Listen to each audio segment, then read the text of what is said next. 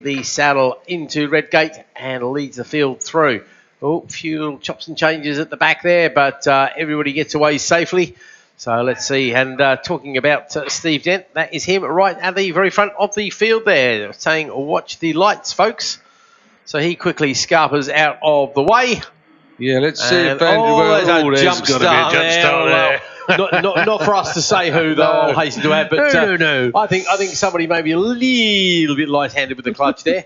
And that looks like Alexander Mann, who's going to lead that field down into Redgate for the first time of 5 laps for these guys as well. So say round Redgate, our leaders are heading up towards Coppers. And it is still Lucas King, I think, leading the way. Very hard to tell from this distance, but looks like we've got a bit of a fight on our hands there. Dan Bray, Harry Barrell, I think, could be in the mix. Alfie Garrett, of course, picked up a win at Alton Park as well. Lovely conditions still here at Donington Park. A little bit of a gentle breeze, but not enough to upset the bikes, unlike Alton Park, where the breeze is throwing people offline. As we wait for the MZs to go through Schwantz, right on cue, there they go, playing their slipstreaming game. And here come the Ninjas down into the Melbourne Loop for the first time of asking. And the first attempted overtake into there. There was a lot of squirreling going on for second place there. Yep, there were some back ends getting very loose indeed, and so were some of the bikes. Okay, up towards Goddard's for the first time of asking. I think is that Lucas King leading the way? Yep. The eagle eyes of Nick. King, Bray and Huskinson, there we go. Okay. Danny on the very distinctive pink bike, of course.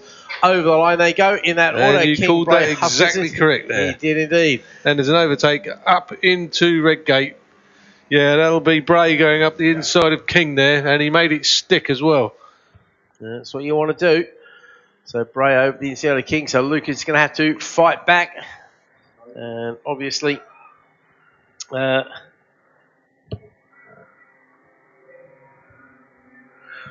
a nice tussle with the MZs as well, because Andrew Rose has hit the front, and the second place, who was the pole man, which that'll be Alexander Mann then. He would just try to get up the inside and fail because the door got shut nicely.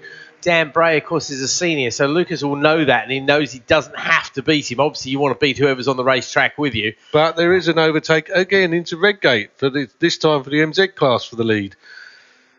So it's shaping up to be a good battle. Hopefully, Andrew Wells can hang on, and they can carry that out for the rest of the race.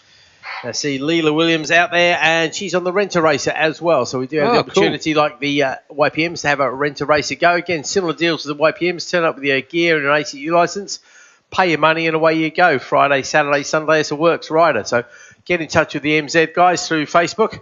Has that leading gang of 4. It's a pretty close race we've got going on here. And here comes the challenge. That's a Huskinson this time on King. Down the inside.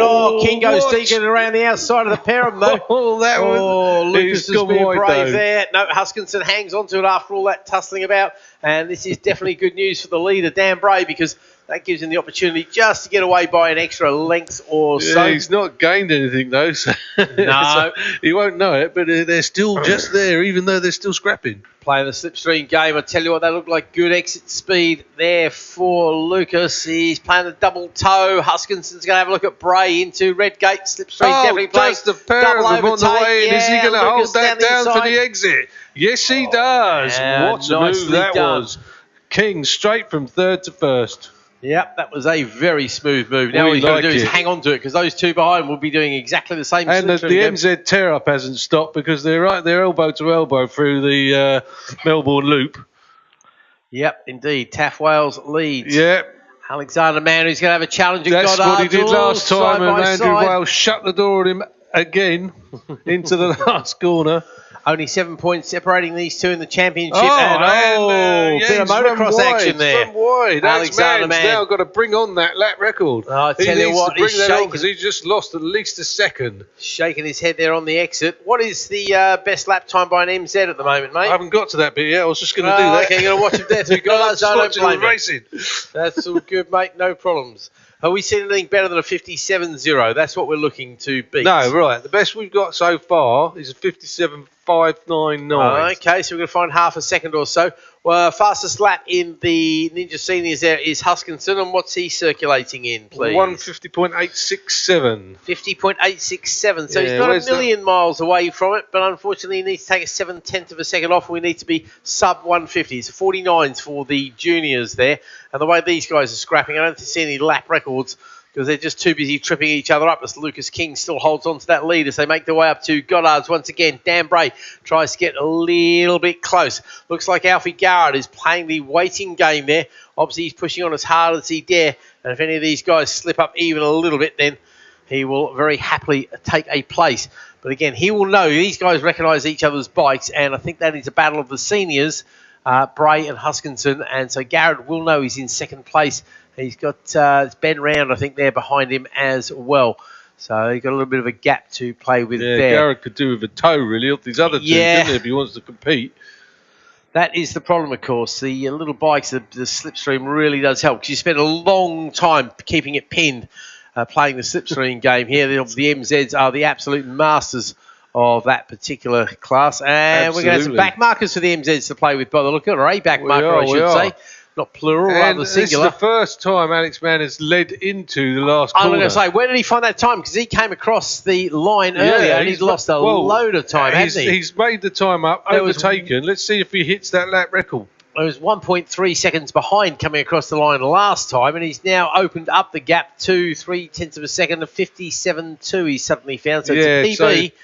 But he started from a long way back. He lost a lot of time going wide off the corner there. He did. He killed his speed, didn't he? So let's wait and see if he... There's not much speed on the dirt wrong side of the rumble strip. That's all I'm saying. Yeah, no, absolutely.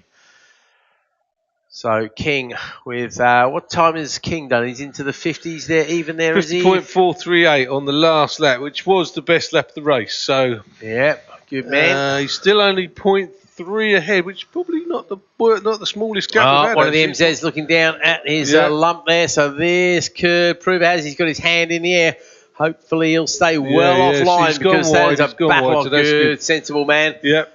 Big battle coming up as the Ninjas head towards him. They're going to have another MZ to play with as well. King over the line there. Where are we? 4 laps into this 5-lap race. So the last lap flag then going out to all the runners and riders, starting to spread out. But we've got a bit of a battle going on for 5th place there as well, haven't we, Rick?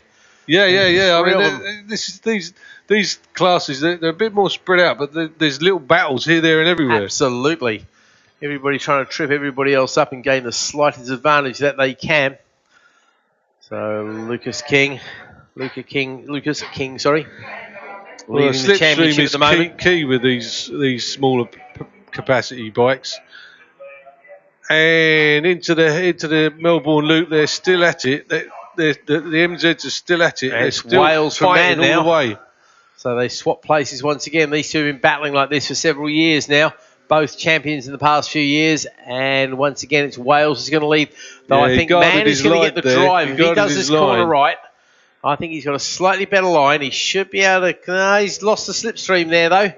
Let's see. Oh, he's got a better exit speed, though. He's certainly holding him nicely in a straight line there. Is he going to have a dive at Redgate? Is he going to be close enough? Is it too soon? I think he's going for it, isn't he? He's gone for it. Door is firmly shut. No, Taff goes wide, and as you say, slams the door in his face. 3rd place in the MZs at the moment. Right, 1st, 2nd, 3rd, 4th is a tear up for the Ninjas.